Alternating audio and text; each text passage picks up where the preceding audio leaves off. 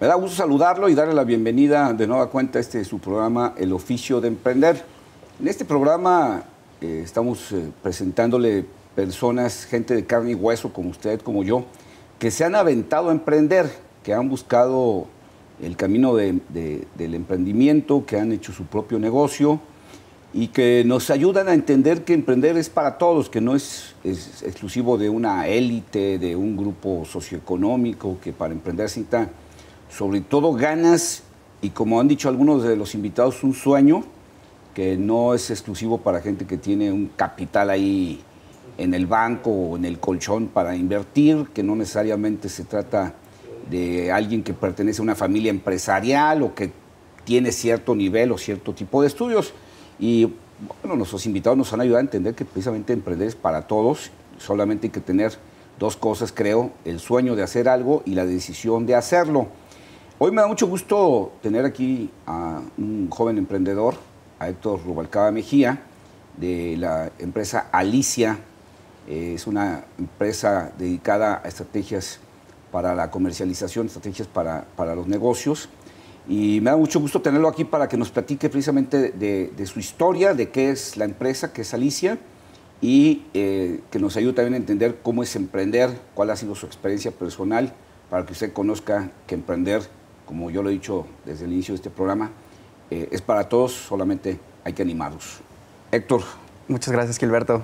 Me cuesta mucho trabajo hablarte de Héctor, decirte Héctor, porque toda la vida te he conocido como Tito. Pero así me dicen mis amigos, pero dime Tito. Voy a hacer el esfuerzo por decirte Héctor Rubalcaba en lugar de Héctor Tito. No respondo muy bien, mejor por el Tito. Así es, te vas a voltear a otro lado. No creo que le hablan. Oye, Héctor, ¿quién es? No vino. Héctor Rubalcaba, platícanos para que vayamos entrando al tema. ¿Qué es Alicia? Digo, de entrada, creo que el nombre es un nombre muy interesante. No sé si se refiera al famoso cuento de Alicia en el País de las Maravillas, pero platícanos tú qué es Alicia y a qué se dedica Alicia, por favor. Bueno, sí es el nombre viene de una analogía del cuento. Nosotros trabajamos principalmente en el tema de las estrategias comerciales y creemos que era muy fácil explicarlo a través de lo que fue la historia de Alicia.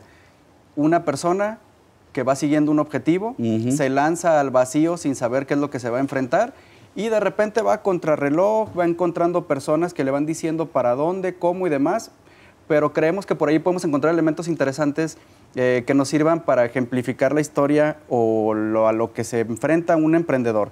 Nosotros nacimos originalmente como una agencia de comunicación y estrategia hace 16 años aproximadamente. Ajá. Y ahora con Alicia, que considero yo que sería como una evolución de lo que fue el concepto de la agencia, estamos trabajando desarrollo de estrategias comerciales, principalmente para personas que tienen una idea de negocios, que no saben cómo llevarla a cabo, que no saben cómo implementarla, y nosotros hacemos alianza con ellos para que la puedan volver realidad. Me llama la atención, y es un tema que quería yo tratar contigo, porque tú empezaste hace 16 años. ¿Cuántos años tenías más o menos? 21. Tenías 21 años, hace 16 años. Fuiste cofundador de una empresa que se llamaba Bunker, sí, que muchos la recordamos. Hacían también estrategias de comunicación, de comercialización. Creo que tuvieron una buena experiencia con Bunker. Y llama la atención porque muchas veces uno piensa que si ya estás enrolado en un negocio, pues le das, ¿no? Sí. En el caso de ustedes, pues es como un doble salto al vacío, porque después de que se avientan como Alicia al vacío hace 16 años con Bunker, pues un día de pronto decides bajar la cortina y empezar de nueva cuenta con un nombre nuevo y con una empresa nueva que se llama Alicia, ¿no? Sí, empecé en 2001, más o menos 2002, dentro de un proyecto de incubación de la universidad. En ese momento estaba estudiando los últimos semestres en el ITESO. Okay. También supe posteriormente que eran las primeras cursos que hacía la universidad para generar desarrollos de empresas dentro de la institución. Ahí desarrollé el plan de negocios y iniciamos con la agencia. Trabajamos 15 años bajo el modelo básico de una agencia de comunicación, que era diseño, estrategia, implementación de estrategias de comunicación y demás. En el ámbito comercial y parte también en el ámbito político. Hacíamos estrategias para gobiernos, estrategias para actores políticos. Nosotros decidimos hacer este cambio. Es además en un momento, uno pensaría que decide hacer los cambios cuando están en momentos de crisis. Sí. Y en nuestro caso creo que fue cuando estábamos en nuestro mejor momento, lo que creo que genera de repente más miedos que certidumbre. Sin duda. ¿Por qué lo hicimos? Porque ya no me sentía, creo, y el grupo de socios con el que estábamos trabajando, tan cómodos haciendo anuncios como tal. Creo que nos sentíamos más cómodos haciendo desarrollo desde el ADN de las marcas, o sea, ¿para qué tienen que nacer? ¿Cuál es el objetivo que quieren lograr?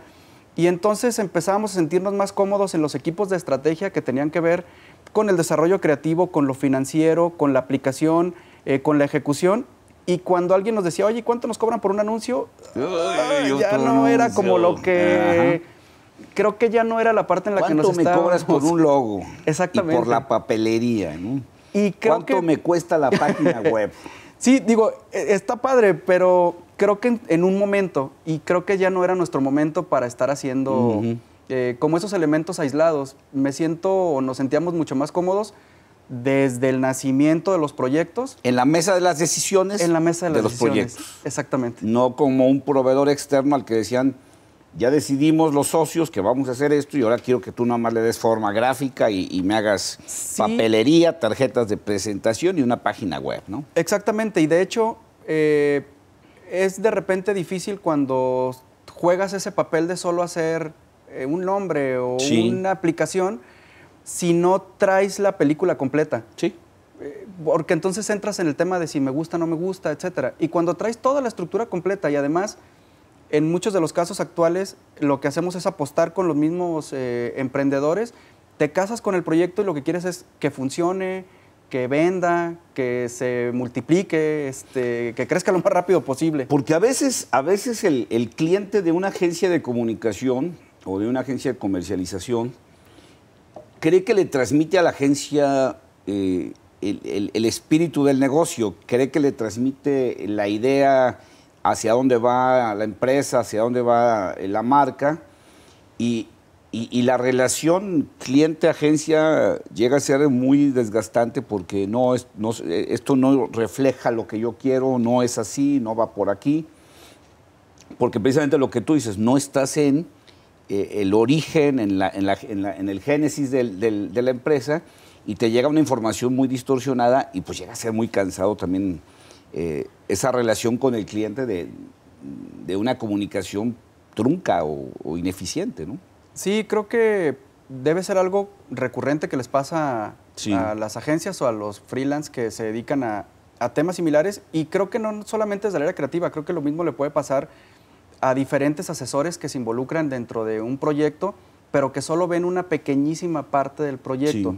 Sí. Para mí ahora es más interesante en los proyectos con los que estamos trabajando, es desde que surge la idea hasta que están vendiendo, y nosotros no nos separamos. Es decir, no hacemos no generamos una cotización, cobramos por lo que hicimos y nos vamos, sino que hasta que no existe el resultado, generalmente vamos cobrando junto con ellos. Sí. Y además hace relaciones a largo plazo, que ahora creo por la edad y por la maduración de los proyectos, sería más el objetivo que nosotros estamos buscando. Ahorita quiero que entremos a esa parte de cómo estás trabajando ahora. Nada más regreso un poco a lo que estabas haciendo antes con Bunker. ¿No crees que también de alguna manera ese modelo de negocio se agotó? O sea, no se retiraron también tal vez en un buen momento donde ya este modelo de agencias ya no daba para más. En mi opinión, no se ha agotado, pero sí está por agotarse. Es decir, todavía se sigue generando grandes campañas con grandes presupuestos. Eso sigue existiendo, ¿no? Y las partes de desarrollos de identidades, ejecuciones, planes de marca, etcétera, creo que eso sigue funcionando. Mercadológico, perdón, dentro de un esquema de mercado que lo paga. Sí. Sin embargo, yo veía con los clientes con los que nosotros trabajábamos, que además la mayoría de ellos migraron al modelo en el que estamos trabajando ahora y seguimos trabajando con ellos. Ya no vendemos a través de anuncios, difícilmente vendemos a través de anuncios. Si no replanteaban su modelo de negocios, si no se mantenían frescos con sus servicios, con su oferta, ya no conectaban por poner un anuncio. Y creo que en ese sentido el modelo publicitario sí estaría en sus últimas consecuencias, pues, desde mi punto de vista. Ese que conocimos del spot, ese que conocimos del anuncio en la televisión de 20 segundos, ¿no? Sí. El anuncio en radio de 20 segundos, el espacio en el periódico de la plana entera, de la media plana o la plana en la revista. Inclusive mucha de la publicidad inicial que conocimos en Internet también se acabó. Digo, yo creo que, por ejemplo, las páginas web que conocimos allá en los 90, que todavía ves empresas que las tienen, dices, pues es como un anuncio de tele de los 80s o de los 90s. O sea, ya no tiene una repercusión importante como la tuvo pues, en los 90, ¿no?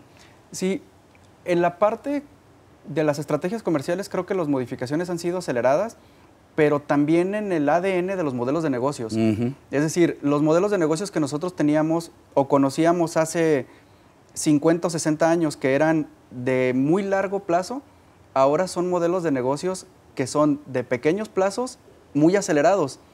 Entonces también quien no entiende su concepto de negocio desde el principio, desde que lo está formando, sí, o que no entiende que debe de irlo modificando de manera muy acelerada, entonces tampoco va a estar entendiendo la forma en la que la economía se mueve actualmente. Sí, ahora haces un negocio y cuando te empieza a ir bien, pues ya debes estar pensando qué cambio sigue, porque si no te rebasan 10 competidores en nada. Voy a tener que hacer un primer corte. Ahora que regresemos, me gustaría que empezáramos de nueva cuenta en los orígenes. De acuerdo. Para que nos ayudes a entender cómo alguien decide emprender y cuáles son esos primeros pasos que se viven.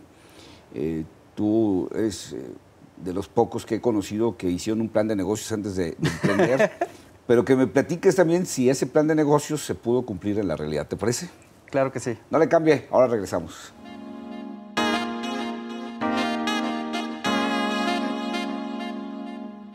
Continúo aquí en el oficio de emprender. Me acompaña Héctor Rubalcaba, de la agencia Alicia, y estamos platicando de las estrategias comerciales, de las estrategias de marca, de las estrategias de cómo se va acompañando un negocio precisamente para que sea exitoso. Pero me gustaría, te decía antes del corte, que regresáramos un poquito a tus orígenes. Tú iniciaste esto con un proyecto escolar. Sí. Y a veces no necesariamente el hacer un proyecto escolar, que es obligatorio, va vinculado con una idea de yo quiero emprender. En tu caso, ¿fue la tarea escolar la que te llevó a emprender o ya traías de alguna manera la idea de que ibas a emprender, o te visualizaste como muchos universitarios de pasar por una temporada, de trabajar para alguien y luego buscar algo? ¿Cuál fue tu caso? Bueno, yo estaba estudiando en el último semestre. Existían unas materias que ahora ya de hecho el formato ni siquiera existe, que se llamaba multimedia, que eran aquellos contenidos que hacías para un disco interactivo. Uy, era... Bueno, ya ni siquiera creo que las computadoras traen la entrada al disco. Ya ni discos hay. Ya no hay discos. Creo que serían como el tío abuelo de lo que ahora serían las aplicaciones para dispositivos móviles, por así decirlo, ¿no? Sí. A grandes rasgos. Creo que sí aplica. Permitía generar contenidos multimedia, que era tener gráficos, se podían programar, tenían música, podía haber video. Y entonces, yo hice que era como una pretesis, una clase de la universidad, la digitalicé. La universidad no tenía clases digitalizadas, ni tampoco clases en línea. Entonces digitalicé una clase y entonces como que empezó a surgir la idea de decir, bueno, creo que puede ser vendible, porque si nosotros empezamos a digitalizar contenidos análogos y los vamos haciendo multimedia y tal, y dije, pues me voy a meter a un curso para ver si logro hacer un negocio de multimedia. Ajá. Lógicamente no fue negocio, ¿no? O sea, evidentemente el formato no dio para muchos años más. De hecho, empresas con las que originalmente trabajamos, que eran grandes empresas que desarrollaban discos, no existen, o que eran maquiladoras de los discos, pues ya todas esas dejaron de existir. Algunas transformaron en algunos otros modelos de negocios, pero hubo quienes tuvieron que cerrar la puerta y nosotros gradualmente nos dimos cuenta que nuestra parte fuerte estaba en el desarrollo de los contenidos, no necesariamente en el formato o en la aplicación. Esa es más o menos la historia de cómo empezó. Entonces tú sales de la universidad y ya sales a emprender directamente. O sea, tú ya sales con la idea de a montar la agencia y ponernos a chambear. Sí, bueno, la idea sí, el problema fue la ejecución, porque no tuvimos un fondeo, me asocié con 2 diseñadores gráficos que eran como lo que necesitábamos para poder arrancar. Ellos ya eran autoempleados, o sea, ellos ya generaban sus propios recursos, yo no. O sea, a ver, vamos platicando esa parte, porque creo que esa parte es muy importante, porque yo insisto en lo que decías al principio, mucha gente cree que para tener un negocio pues, necesitas tener la cuenta del banco con varios ceros, que necesitas tener ahí un guardado de billetes abajo del colchón. Y la gran mayoría de los negocios que se conocen pues, han empezado con socios que traían para el camión o para echar gasolina, cuando mucho para echarse un lonche, ¿no?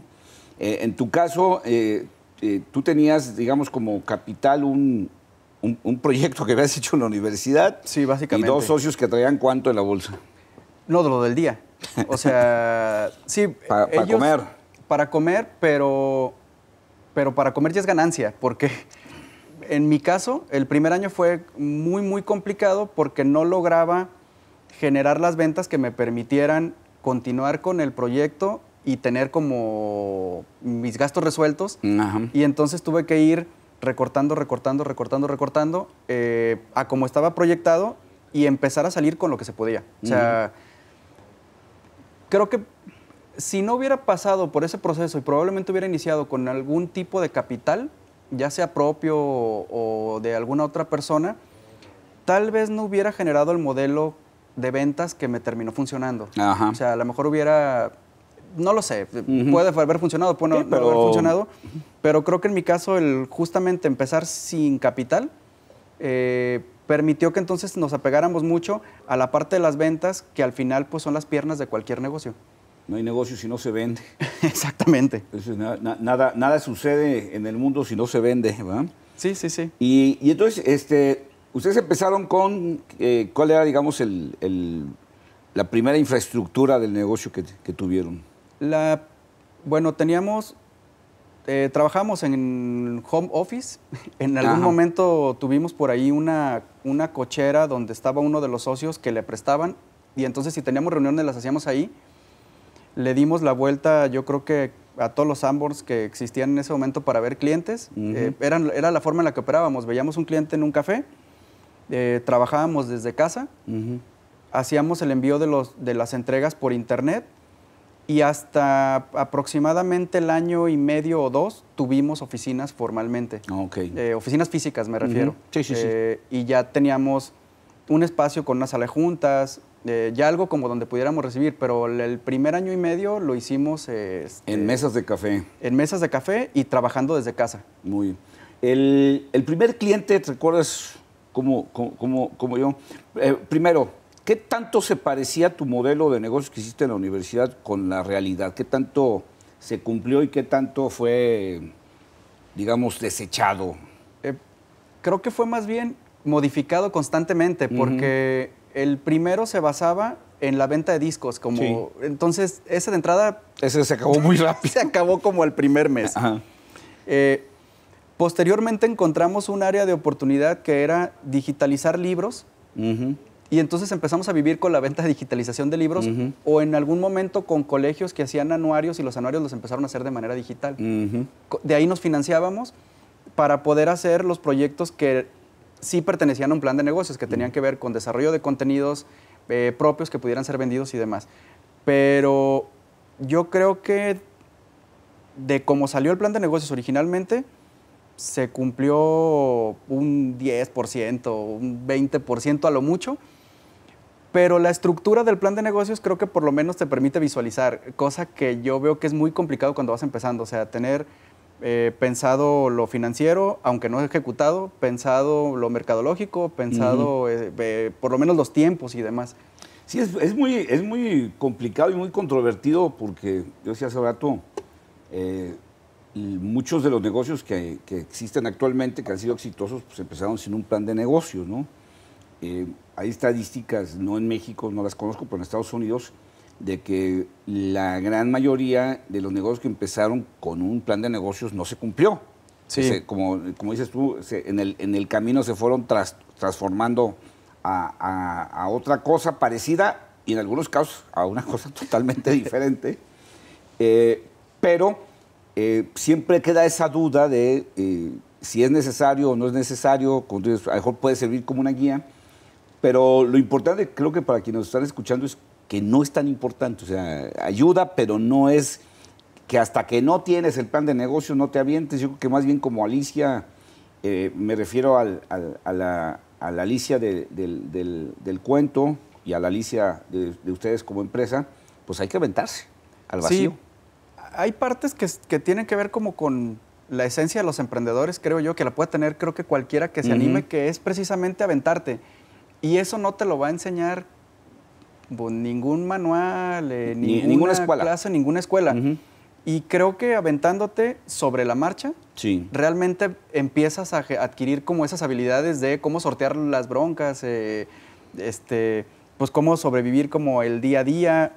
Muchos se pensarían que el que ya es empresario es una persona atrás de un escritorio que trabaja 3 horas y creo que es muchas más horas que un empleo común para los que, no sé si para los que heredan alguna compañía es diferente, pero en mi caso para los que empiezan como con proyectos propios sí, y empiezan sin recursos, el tiempo es, no sé, yo creo que duplicas la cantidad de horas que trabajarían normalmente con un horario de un trabajo establecido. Creo que eso que tocas del tema del horario, creo que está bien importante destacarlo. Porque alguien diría, no, pues entonces no le entro, ¿no? Pues el tal Héctor Rubalcaba, en lugar de animarme, me está desmotivando. Dice que voy a trabajar más que en mi chamba de 8 horas, ¿no? Pero creo que lo que no se ve es que son horas que se trabajan de manera muy diferente. O sea, no es lo mismo checar en la mañana y salir a la tarde y checar que trabajar en lo tuyo. Creo que son horas muy diferentes de trabajo. No sé si estás de acuerdo conmigo en eso. Sí, totalmente. Yo siempre pongo como un ejemplo que tiene que ver con las tardes del domingo. La tarde del domingo, cuando tienes un empleo o cuando vas a hacer algo que no quieres, ya estás bien amargado. Ey. Desde ese momento, sabiendo que mañana es lunes, sí, cuando traes un proyecto que te motiva, ya quieres que se acelere. Y creo que esa diferencia es abismal. Y ya con esa creo que los vale. Sí. O sea, entonces no es que los hagas por obligación, creo que los haces porque además estás viendo los resultados por emoción, y, entonces, y por sí, emoción vas haciendo mucho Así más es. cosas, pues. Sí, Michael Bloomberg, el empresario neoyorquino y que fue también alcalde de Nueva York, decía en alguna ocasión que el rato más emocionante de su vida empezaba el domingo por la tarde, porque se estaba ya acercando el lunes y entonces le empezaba a correr la adrenalina de la emoción de que ya al día siguiente iba otra vez a regresar a la acción y a construir y a crear y armar cosas. Voy a hacer un siguiente corte.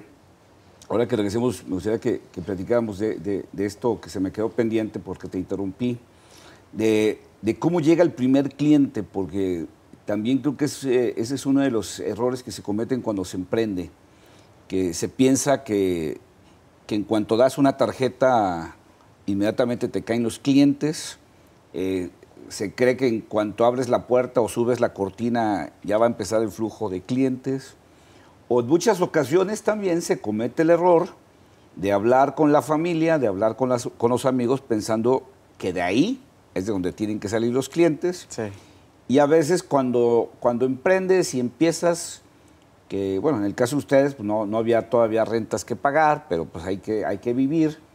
Pero cuando abres, te empiezas a esperar porque no llega ese primer cliente que pensaste que iba a ser lo más sencillo del mundo y pues van pasando los días y empieza un poquito la desesperación. Que nos platiques en el caso de ustedes cómo llegó el primer cliente y qué pasó después. ¿Te parece? Claro que sí. No le cambio, ahorita regresamos con Héctor Rubalcaba.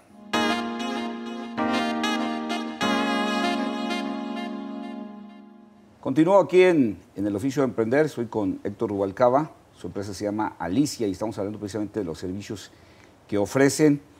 Y pues del oficio de emprender, que es de lo que nos gusta hablar ante esta cámara. Te preguntaba sobre el primer cliente y cómo se consigue ese primer cliente, cuándo llega ese primer cliente y qué se siente cuando llega ese primer cliente. Bueno, los primeros, mis socios ya tenían sus clientes. Ya tú te pero incorporaste no eran clientes ahí. compartidos. Ah, ya. O sea, que eran sus clientes con los que desarrollaban algún tipo de diseño, hacían sitios web y bueno, tenían como su forma de mantenerse, pero el trato cuando empezamos era que todo iba a empezar de cero, es decir, hasta que todo lo que consiguiéramos nuevo era lo que íbamos a hacer entre tres. Mientras lo de cada quien pues lo podía mantener, pero no lo íbamos a mudar hasta que fuera como ya parte del proceso del proyecto de negocio. Entonces, me acuerdo que los primeros fueron unos sitios web que hicimos de unas escuelas técnicas que estaban por Ciudad Guzmán. Órale. Ese fue uno de los primeros y en realidad ahí caímos de accidente por una agencia que no lo quiso tomar porque no le daba el tiempo y entonces nos dijo, bueno, aquí hay un proyecto por si lo quieren agarrar. Órale. Y para nosotros, pues, era el proyecto más importante porque además era el primero y cualquier cosa que llegara en ese momento era buena. Posteriormente, nos estuvimos manteniendo haciendo libros digitales y esos eran proyectos que íbamos desarrollando de manera esporádica y por ahí podíamos cobrarlos y era más fácil como generar algo que nos pudieran, pues que físicamente nos pudieran estar como comprando. Y la primera campaña que hicimos de comunicación fue de unos vinos italianos que llegaron a México, que una distribuidora que se llama Viparmex tenía una gama de vinos que se llamaban Luna di Luna y entonces nos dicen, no tenemos dinero para generar como una campaña, pero necesitamos una idea que con este dinero que tenemos logremos meterla en todos los restaurantes de la ciudad del nivel en el que nosotros necesitamos. Entonces lo que hicimos fue un concurso de diseño gráfico y de diseño industrial en las universidades que nos permitió darle la vuelta al país exponiéndolo y nos daba cobertura de medios, nos daba el llamar la atención de los centros de distribución y demás. Hacía ruido. Hacía ruido y ahí empezó. Ajá. Pero para eso yo creo que pasó más de un año. O sea, entonces el primer año era como sobrevivir con lo que se pueda. Sí. Hasta poder hacer como nuestra primer campaña, que tampoco además nos dejaba el dinero para decir... ya estamos del otro lado. Vámonos al World Trade Center a rentar un piso, ¿no? No, yo creo que hasta que no tuvimos 10 clientes fijos más o menos estables, tuvimos la capacidad de pagarnos un sueldo. Ajá. O sea, previamente pues es sobrevivir con lo que podíamos. Hay muchas personas que nos han dicho que es un mal planteamiento en un inicio, pero no es que sea un buen o mal planteamiento, es que no se podía de otra manera, o sea... Es que desarrollas con lo que hay. Pues con lo que tienes, y si no tienes para pagarte, pues no te pagas. O sea, a veces yo he escuchado también muchos comentarios, sugerencias, recomendaciones que hacen algunas gentes sobre este asunto. Y tú dices, bueno, pues a lo mejor en el libro, en el papel, en la conferencia suenan bien, pero en la realidad no funciona así, ¿no? Yo he cuestionado muchas ocasiones, y espero que no se me enojen algunos que nos estén viendo que se dedican a eso, que me llama mucho la atención, sobre todo en las escuelas de negocios de las universidades, que la mayor parte de los maestros no han tenido negocio. Y muchos de los que han escrito libros de negocios no tienen negocio. Sí. Y entonces desde la academia, desde el salón de clases, desde hacer el libro, desde las hojas del libro, pues es muy sencillo hacer recomendaciones de lo que entra, agarrar tanto para acá, tanto para acá, tanto para acá, pero pues la realidad nunca coincide con esa recomendación. Entonces sí, claro. Uno emprende con la realidad y que es con lo que hay, ¿no? El tema del primer cliente también genera una especie como de nerviosismo, ¿no? Es como la primera vez que alguien se baja a torear, yo creo, que se avienta al agua a nadar, pues genera también un nerviosismo importante, ¿no? Sí, además, creo que hay partes nunca estudiadas o difícilmente aprendidas que las vas haciendo bien conforme la vas regando. Ajá. O sea, cómo llegar a una primera reunión de trabajo, cómo hacer las entregas para que sean de manera formal, Sí. cómo cobrar, porque entonces Que nos te veas pasaba serio. mucho cómo te puedes ver, serio o no, porque No, me refiero serio en términos de hacerlo bien, pues, de sí. confiable, ¿no? Sí. Teníamos, por ejemplo, algo que les pasa, y eso le pasa mucho al ámbito de los creativos, no sé, en otros, Sí. la cobrada es lo más básico, Sí. pero es muy difícil cobrar. Es muy complicado. No me refiero a cotizar. No, No, que te den el cheque, que te den la transferencia, que te den el dinero. Ahora no, lógicamente, después de muchos años, existen procesos que vas aprendiendo y que además lo haces de manera más formal y escoges a clientes y demás. Pero yo recuerdo los primeros años, además estás pensando, bueno, nos faltan 3 pesos, con esto salimos el mes, y luego te dicen, sí está programado para dentro de 5 meses el primer pago, ¿no? Y dices, es que esa parte no la había visto. ¿Sí? No la había pensado, y no tengo un departamento contable que soporte. Así es. Ni tampoco tengo ahí en la caja dinero para soportar los 5 meses, ¿no? Claro, entonces, al principio, pues, entre cotizar, hacer el trabajo, ir a las reuniones y cobrar, te llevas un buen tiempo. Y en la cobrada, porque de repente hay quienes abusan yo recuerdo los primeros años tenías que ir a esperar y ahorita lo reciben, ¿no? Que no me reciba, nomás que me dé el cheque, es todo, ¿no? Y fíjate que esto que dices es bien importante porque efectivamente lo que tú dices es cierto. A veces se genera esa sensación de no querer ser molesto porque luego no se vaya a enojar y ya no me va a contratar, ¿no? Sí. Pero el tema de cobrar es fundamental porque también en muchos casos genera una distorsión financiera. Tú dices, bueno, lo importante, lo bueno es que ya tengo eso que me va a llegar. Pero debes considerar que a lo mejor de veras nunca llega, ¿eh? Sí. Porque tú dices, el abusivo estándar que te trae, no salió el cheque, la próxima semana háblame y así te lleva durante meses, pero está el abusivo extra, el abusivo de ligas mayores que nunca te paga. Y si tú vas haciendo la empresa a partir de supuestos de que ese dinero te va a llegar, muchas veces ahí te quedas esperando que ese dinero te llegue, ¿no? Sí, y digo, creo que eso no lo aprendes hasta que lo vives. Además es muy diferente en el día a día, pues los gastos fijos no paran, o sea, no puedes no pagar la renta, no puedes no pagar el agua, no puedes no pagar la luz, la gasolina, el internet, etcétera. Y en un arranque sí estás mucho tiempo, a diferencia de un empleo, yo eso lo platicaba siempre con mis amigos, la diferencia de tener el empleo a cuando vas empezando a emprender es que no tienes estabilidad en mucho tiempo. Sí. Estabilidad financiera me refiero, Sí. O sea, difícilmente sabes cómo te va a ir el próximo mes.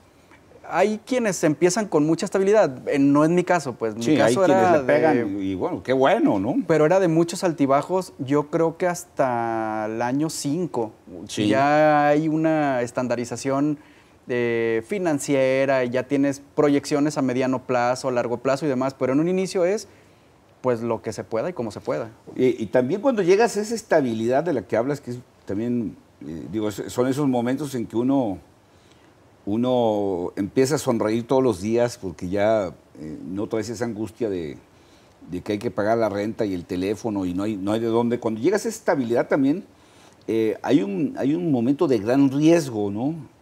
Yo por ahí le leí en alguna ocasión una entrevista a Carlos Slim que decía que las empresas deben aprender a ser más austeras en los buenos tiempos, sí. En los tiempos de las vacas gordas, porque la mayor parte de las empresas cometen el error de ser austeros cuando no hay y de derrochar cuando hay, ¿no?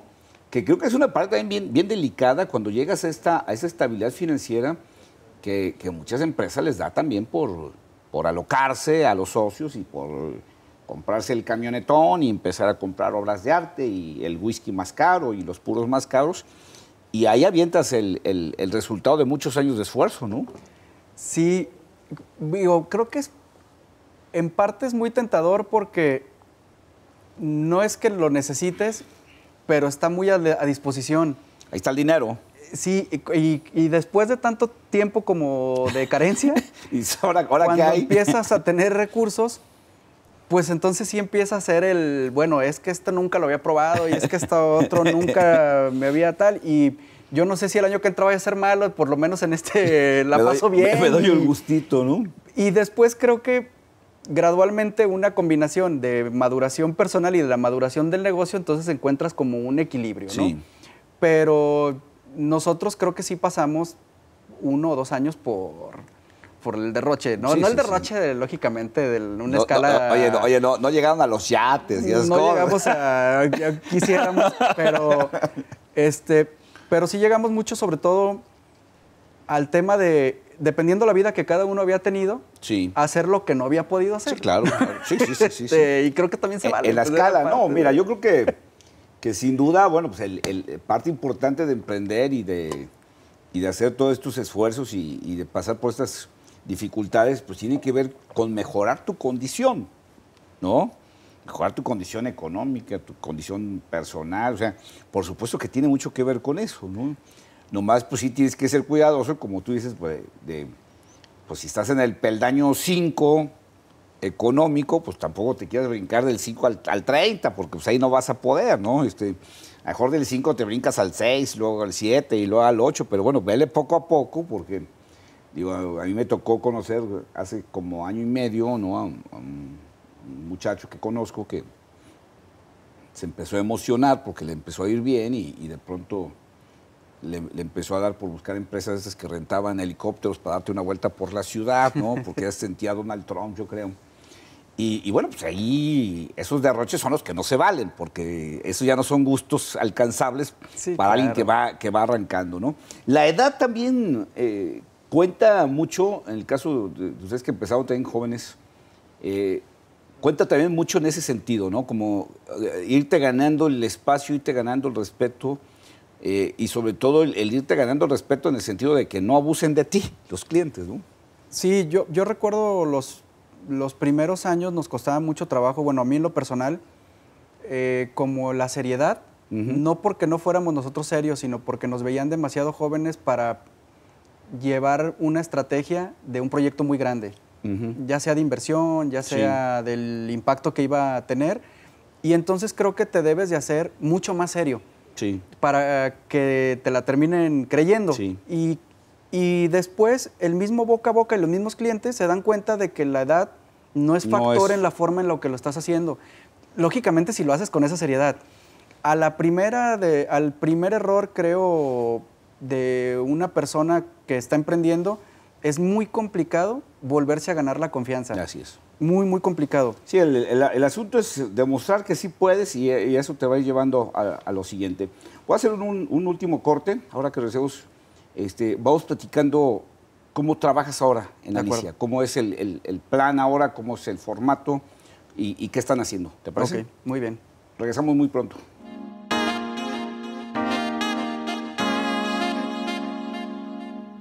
Regreso con usted y con Héctor Rubalcaba de la agencia Alicia, aquí en el Oficio de Emprender. Pues ya platicamos del antecedente de Alicia, que fue Búnker, una agencia que duró, me decías, 16 años más o menos. 16 años. 16 años. Ya nos dijiste pues, que en algún momento pues, sintieron que ya había dado lo que daba y que ya había que evolucionar. Ahora platícame de esta evolución. O sea, ahora, ¿cómo funciona Alicia y cómo se vincula con los clientes? Por si alguien que nos está escuchando tiene un negocio o tiene una idea de negocio, ¿cómo se vinculan los socios con Alicia, los proyectos con Alicia y cómo se vincula Alicia con esos clientes y esos proyectos? Sí, mira, lo que estamos haciendo actualmente lo empezamos a desarrollar hace 5 años, pero le dimos luz verde hace 1. Es decir, lo fuimos madurando con la idea, pero creíamos que todavía no era el tiempo de lanzarlo y además todavía con la duda de decir si parar con la publicidad o no. Era como una de las preguntas importantes. ¿Cerramos? ¿Borrón y cuenta nueva? Seguimos o nos vamos poco a poco? Poco a poco, o arrancamos 2 proyectos y demás. Y terminamos decidiendo que nos íbamos a lanzar completamente por el tema de Alicia, dejando la publicidad como la conocíamos de lado, pensando en que para nosotros era mejor en nuestra actual edad y en nuestra actual situación lo que pudiera pasar en los próximos 15 años nos veíamos más en esta fórmula que en la fórmula de una agencia de publicidad. Ajá. Ahí fue cuando decidimos y arrancamos en enero de 2018 con el proyecto ya en forma.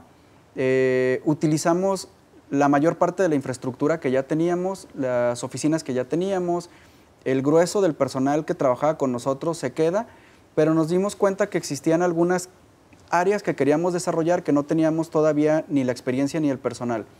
Entonces, que eran, por ejemplo, áreas de innovación, áreas de investigación o de tendencias. Nos queríamos meter mucho a la fórmula en la que pudiéramos generar comercialización de proyectos innovadores que todavía no fueran rentables, como las patentes y demás. Y entonces invitamos a un grupo de asesores que ahora está trabajando con nosotros para poder darle forma a proyectos que van naciendo principalmente. Entonces, si alguien tiene un proyecto que considera que puede ser importante, me refiero a que puede ser importante en términos de crecimiento, de escalabilidad, de impacto que pueda tener, nosotros nos convertimos en un aliado. Si no ha generado ventas, nos hacemos aliados estratégicos y compartimos riesgo y beneficio. Si es alguien que ya está generando ventas, entonces hacemos un proyecto cobrado. Esa es la fórmula en la que estamos trabajando. Lo dividimos en 3 áreas, una que es de innovación e investigación, para todos aquellos que están pensando hacia dónde lo quieren lanzar, cómo está el mercado, qué existe en el mundo, para dónde va la tendencia. Un ejemplo muy claro, si yo considero que voy a abrir una fábrica de popotes, pues a lo mejor no estoy en el mejor momento para hacerlo, esa sería tendencia. Pero si desarrollé una idea en donde puedo generar un proyecto de popotes ecológicos biodegradables, probablemente estás en el mejor momento para lanzarlo. Así es. El otro es el de diseño y desarrollo, que es donde generamos la estrategia que tiene que ver con una estrategia de mercados, una estrategia de marca, una estrategia financiera y de implementación, y por último la de ejecución. Salimos al mercado y no dejamos a nuestros clientes hasta que no están vendiendo, que esa es una parte bien importante. O sea, sí es ir, digamos, prácticamente sí es ir de la mano. Sí. Es subirse al barco, o sea, no te hago la campaña y te aviento y bueno, si la campaña pegó, bueno, y si no pegó, pues ya, tú dame mi cheque y ahí nos vemos. O sea, de alguna manera, pues nos subimos al barco y le remamos para que el barco llegue a la orilla, ¿no? Pero le remamos juntos ahí, ¿no? Eso lo fuimos haciendo anteriormente con algunos proyectos de amigos o algunos clientes con los que generamos ya relaciones de mayor trascendencia que solamente la laboral, donde nos decían, oye, tengo un proyecto nuevo que quiero lanzar, vámonos en equipo porque no tenemos presupuesto para hacerlo ahorita, tal. Y entonces, en ese tipo de proyectos hemos generado relaciones a mucho más largo plazo que cuando es nada más el pago de un elemento de la estrategia completa. Ahora, ¿el esquema se queda en la alianza para conseguir los resultados o llegan o pueden llegar o han llegado hasta el tema de compartir la sociedad? No, lo que hemos... Es nada más la alianza la alianza en lo comercial, los objetivos. En los objetivos comerciales específicamente. ¿Por qué lo hacemos de esa manera? Nosotros veíamos que cuando te casas en la sociedad, pero eso es algo que fuimos viendo que no era el modelo que nos quedaba. Cuando te casas en la sociedad empezaba a haber ciertas desconfianzas desde un inicio por los porcentajes de las acciones. Sí. Empezaba a ver además colmillos de las diferentes partes para ver cómo inflabas las acciones, si te convenía o cómo las podías reducir. Pero cuando vas por un porcentaje específicamente en el tema de ventas, es muy transparente y a todas las partes les conviene. Que se venda más, recupero el dinero que invertí y casi siempre cuando estás vendiendo no te quieres separar de esa alianza. Sí, cuando estás vendiendo, pues ya ves que sí está funcionando y dices, ¿para qué me bajo, no? Sí. Pero esa parte que ustedes agregaron, que creo que es muy, muy, muy interesante y además muy valiosa, que es el tema de las tendencias y el tema de la investigación, sobre todo lo que tiene que ver con la innovación, porque efectivamente creo que ha habido muchos esfuerzos muy grandes o muy desgastantes para quienes los iniciaron, de cosas que tú decías, oye, ya para qué te metes ahorita a esto cuando ya está cubierto, ¿no? Digo, hace unos días se dio a conocer la desaparición ya formal de una aplicación que se hizo en México y en Guadalajara para que tú pidieras el servicio de coche, ¿no? Que tú dices, bueno, ¿para qué te metes si ya está Uber? O sea, ¿no? Y si no traes algo mejor que Uber, pues no te metas, ¿no? O sea, ese tipo de proyectos, o bueno, se le dio mucha difusión y mucha promoción a una aplicación desarrollada también en México que te permitía traducir de un idioma a otro, ¿no? Y dices, bueno, pues ya se te adelantaron los de Google hace tiempo y lo están haciendo bastante bien. Si no traes algo mejor que ellos, pues ¿qué estás haciendo? Copiando. Creo que ese tipo de cosas también le sirve mucho a un emprendedor decir, oye, aquí ya está cubierto, o tendrías que mejorarlo sustancialmente para que tenga éxito, ¿no? Porque a veces tú traes una idea que piensas que es novedosa y resulta que el mundo ya está lleno de lo que tú crees que va a ser el primero en el mundo, ¿no? Creo que es muy común en los emprendedores que creamos que nuestra idea es única y la mejor. Así es. De repente es importante aterrizarse, saber dónde estamos parados. Ahora en el tema, por ejemplo, de las aplicaciones digitales, a nosotros nos invitan constantemente a dar pláticas con startups, ¿no? Que ya sean tecnológicas, digitales, de innovación biomédica, etcétera. Y lo que yo siempre les trato de preguntar o de platicar es, cuando nosotros conocimos Uber o cuando nosotros conocimos alguna de las plataformas que ya ahora están funcionando, quiere decir que pasaron por lo menos 7 u 8 años de cuando la idea empezó. ¿Cuál es la idea que tienes ahora para que sea funcional en los próximos 5, 6 o 7 años y realmente impacte? Porque si lo que quiero es, de las que ya funcionaron, ver ahora yo cómo la hago, en un mundo tan globalizado como es el que vivimos en estos años, pues lo que pasa en Estados Unidos, o lo que pasa en China, o lo que pasa en Japón o en Alemania, va a pasar en México en 6 meses. O sea, los startups de allá van a funcionar aquí. Si no tienes una que realmente va a impactar al mundo de manera sustancial, difícilmente te vas a abrir camino. Yo les digo que en este mundo de las startups, que creo que ya el sueño se está acabando, ¿no? Te pasa de pronto que alguien quiere copiar a alguien, como tú dices, en algo que ya viene desde hace tiempo, ¿no? Sí. Y cuando tú logras por fin tener la copia, resulta que esa aplicación, que es la exitosa, ya se está mudando a otra cosa porque el modelo ya está agotado. Sí. Y cuando ya está agotado, tú apenas estás llegando y entonces te quedas en un mercado pues, que ya no tiene futuro, y les ha pasado a mucha gente porque precisamente creo que uno de los grandes errores que hemos cometido en este país, somos copiadores, no innovadores. Sí, fíjate que ahora nosotros estamos trabajando tenemos por ejemplo empresas que son también nacidas en Guadalajara, que iniciaron básicamente como startups de biotecnología, que ahora son referentes nacionales e internacionales de lo que pudieron desarrollar comercialmente. Hay una empresa de aquí de Guadalajara que se llama Curago Biotech, que ellos tienen 2 patentes que están comercializando, una que se llama, es medio complejo. Ya lo sube por aquí. Ellos son Premio Nacional de Innovación, son Premio Nacional de Emprendimiento. Es un caso interesante. Ellos son clientes y aliados de nosotros en Alicia. Ellos desarrollan un gel que puede generar una simbiosis bacteriológica, tal, ¿no? Complicado de entender. Sin embargo, su gama de productos ya se encuentra hoy en todas las cadenas de supermercados. Sí.